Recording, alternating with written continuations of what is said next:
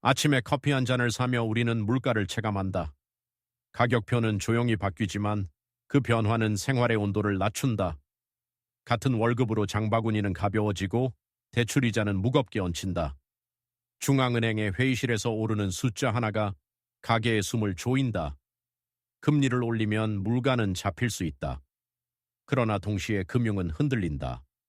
내리면 숨통은 트이지만 통화 가치는 흔들리고 신뢰는 금이 간다. 이 딜레마는 교과서의 문장이 아니라 오늘의 식탁 위에 놓인 현실이다. 시장은 언제나 먼저 신호를 보낸다.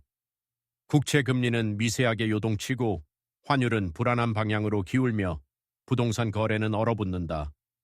CDS 프리미엄은 낮은 목소리로 위험을 속삭이고 은행의 유동성은 숫자 뒤에서 긴장을 키운다.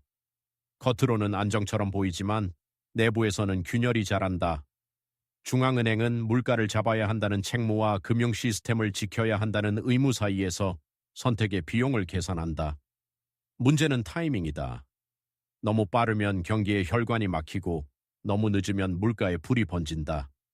한 번의 오판은 신뢰를 훼손하고 신뢰의 손상은 복리처럼 확대된다. 역사 속 위기들은 공통의 질문을 남겼다. 무엇을 먼저 지킬 것인가? 숫자를 안정시킬 것인가? 구조를 살릴 것인가? 이 다큐멘터리는 중앙은행의 딜레마를 추상으로 다루지 않는다. 금리, 환율, 유동성이라는 지표가 어떻게 개인의 월세, 대출, 일자리로 이어지는지 추적한다. 선택의 순간마다 어떤 위험이 증폭되고 어떤 희생이 분배되는지 냉정하게 해부한다. 오늘의 불안은 우연이 아니다. 그것은 구조의 결과이며 우리가 이해해야 할 시스템의 얼굴이다. 위기는 소음이 아니라 징후로 시작된다. 가장 먼저 흔들리는 것은 금리의 곡선이다. 단기 금리가 빠르게 오르고 장기 금리가 따라오지 못하면 시장은 성장의 체력이 떨어졌음을 말한다. 은행 간 자금 거래에서 스프레드는 벌어지고 안전자산으로의 이동이 가속된다. 환율은 단순한 숫자가 아니다. 수입 물가는 즉각 반응하고 기업의 원가 구조가 뒤틀린다. 달러 강세가 길어질수록 외화 부채의 상환 부담은 커지고 해지 비용은 기업의 이익을 잠식한다. 부동산은 청해처럼 반응한다. 거래량이 먼저 줄고 호가는 유지되지만 체결은 사라진다. 금리 인상의 후행 효과가 본격화되면 연체율이 오르고 담보 가치의 하락은 금융의 균형을 위협한다. CDS 프리미엄은 이 모든 과정을 압축한 신호다. 평소에는 관심을 받지 않다가도 상승이 시작되면 신용의 문턱이 높아졌음을 알린다. 그 순간부터 자금은 선택적으로 움직인다. 유동성은 숫자로 측정되지만 심리로 작동한다. 중앙은행의 한 문장, 한 표현이 시장의 해석을 바꾼다. 추가 인상 가능성이라는 단서 하나가 차입 비용을 재조정하고 기업은 투자 계획을 미룬다. 가게는 소비를 줄이고 현금 보유를 늘린다. 이 과정에서 고용의 질이 먼저 약해진다. 계약직과 자영업의 매출이 흔들리고 불안은 생활의 세부로 스며든다.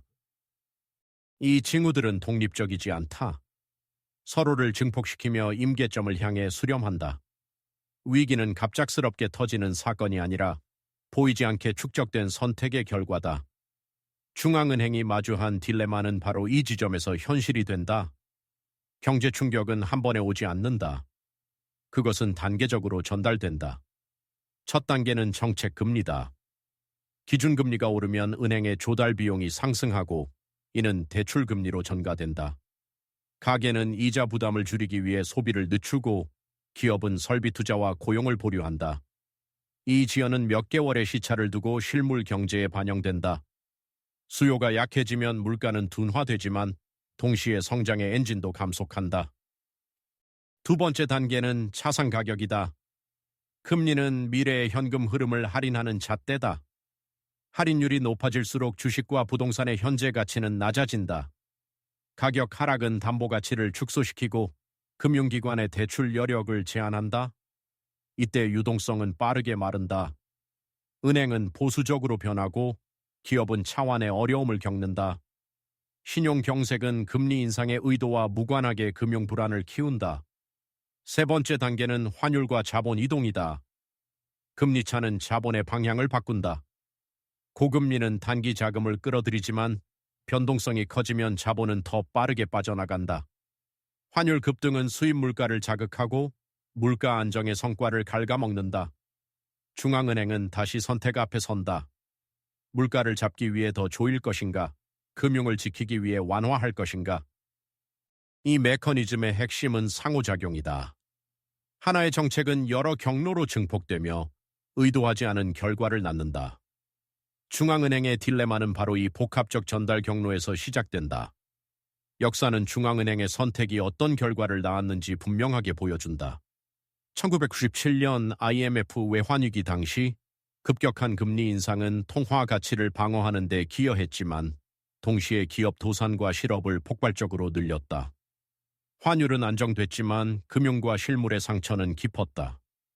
그 대가로 구조조정과 긴축이 뒤따랐고 회복에는 시간이 필요했다. 물가 안정의 선택이 금융 붕괴의 비용을 동반한 사례다. 아르헨티나는 다른 극단을 보여준다.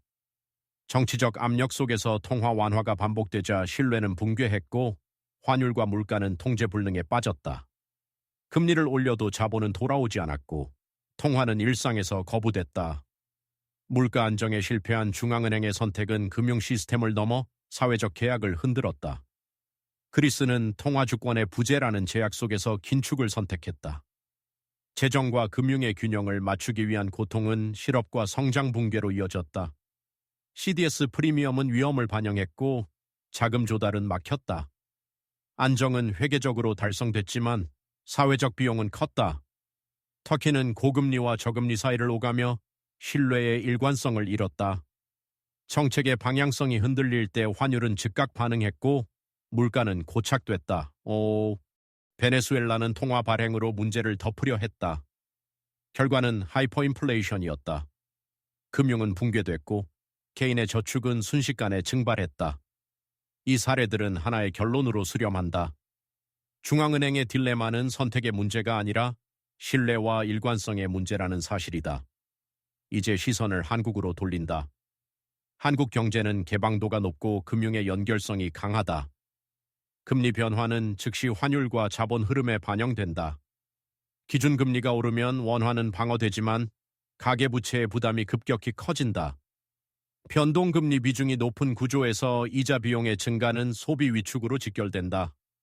자영업과 중소기업의 현금 흐름은 빠르게 경색되고 연체율의 상승은 금융권의 리스크 관리 기준을 높인다. 부동산 시장은 그 압력을 가장 먼저 흡수한다. 거래 절벽은 가격 조정으로 이어지고 담보가치 하락은 추가 대출을 막는다. 이는 다시 소비와 투자의 감소로 되돌아온다. 환율이 불안해지면 수입 물가는 오르고 에너지와 원자재 가격의 변동성은 기업의 비용 구조를 흔든다. 물가를 잡기 위한 금리 인상이 환율을 안정시키지 못하는 순간 중앙은행의 선택지는 좁아진다. CDS 프리미엄과 국채금리는 해외 투자자의 시선을 반영한다. 신용에 대한 의심이 커질수록 자금 조달 비용은 상승한다. 이 비용은 결국 세금, 요금, 가격으로 전가된다. 숫자는 것이 지표에 머무르지 않는다.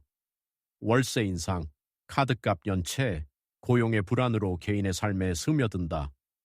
한국 경제가 직면한 딜레마는 물가와 금융 사이의 균형이 아니라 구조적 취약성을 어떻게 관리할 것인가라는 질문으로 확장된다. 정부와 중앙은행의 대응은 단기 처방과 중장기 구조 개편으로 나뉜다. 단기적으로는 유동성 관리가 핵심이다. 시장이 경색될 조짐을 보이면 공개시장 조작과 대출 창구를 통해 자금을 공급한다. 이는 금리 기조를 바꾸지 않더라도 금융의 급냉을 완화하는 장치다. 동시에 통화 정책의 신호를 정교하게 조정한다. 수치보다 중요한 것은 경로다. 인상과 동결, 완화의 조건을 명확히 제시하지 못하면 기대는 불안으로 바뀐다. 재정 정책은 통화의 부담을 분산시킨다. 취약계층과 한계 차주의 이자 부담을 완화하고 구조적으로 취약한 부문에 선별 지원을 제공한다. 그러나 무차별적 확장은 또 다른 물가 압력을 낳는다. 그래서 표적화가 중요하다. 재정의 효율성은 시장의 신뢰와 직결된다. 중장기적으로는 구조가 답이다. 가계부채의 질을 개선하고 변동금리 의존도를 낮추며 부동산 금융의 레버리지를 관리한다. 외환 건전성 규제와 외화 유동성 버퍼는 환율 변동의 충격을 흡수한다. 중앙은행의 독립성과 일관성은 신뢰의 기반이다. 정치적 유혹을 견디지 못하면 선택의 비용은 더 커진다. 결국 대응의 성패는 조합에 달려 있다. 금리만으로 모든 것을 해결하려는 순간 딜레마는 심화된다. 통화, 재정, 규제가 서로 보완될 때만 위기는 관리 가능한 위험으로 바뀐다. 개인의 생존 전략은 거창한 예측이 아니라 구조를 이해하는 데서 출발한다. 첫째는 금리 민감도를 낮추는 것이다. 변동금리 비중을 줄이고 상환 구조를 점검한다. 이자 비용의 변동성은 현금 흐름을 직접 흔든다. 둘째는 유동성 관리다. 위기 국면에서 가장 비싼 자산은 현금이다.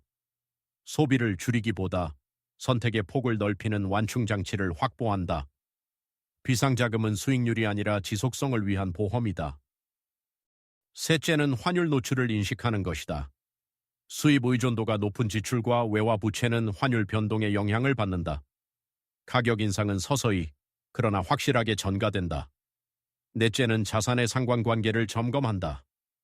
같은 방향으로 움직이는 자산을 분산이라고 착각하지 않는다.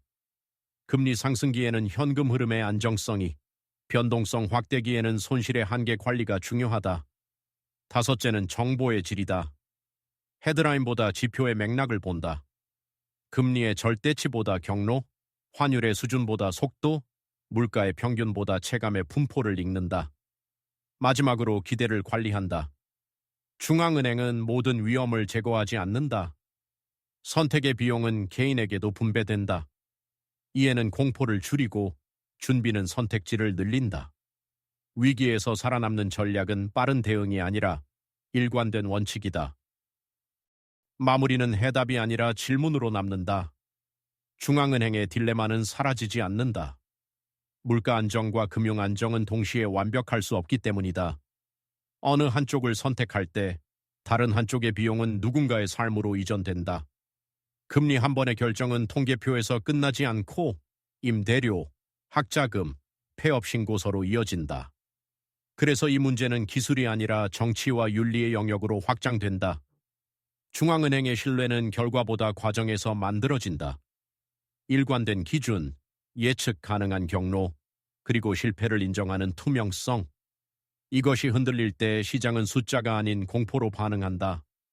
반대로 신뢰가 유지될 때 고통은 분산되고 회복의 시간은 단축된다. 역사적 사례들이 말해주는 교훈은 단순하다. 위기는 피할 수 없지만 붕괴는 관리할 수 있다. 시청자에게 남겨야 할 메시지는 분명하다. 우리는 중앙은행의 회의실에 들어갈 수 없지만 그 결정이 작동하는 방식을 이해할 수는 있다. 이해는 선택을 가능하게 한다. 소비, 차입, 저축의 선택은 정책의 파도 위에서 균형을 잡는 개인의 기술이다. 중앙은행의 딜레마는 우리 모두의 문제다. 숫자와 구조를 읽는 눈을 가질 때 위기는 공포가 아니라 대비의 대상이 된다. 그리고 그 대비가 모일 때 시스템은 붕괴가 아닌 조정을 선택할 수 있다.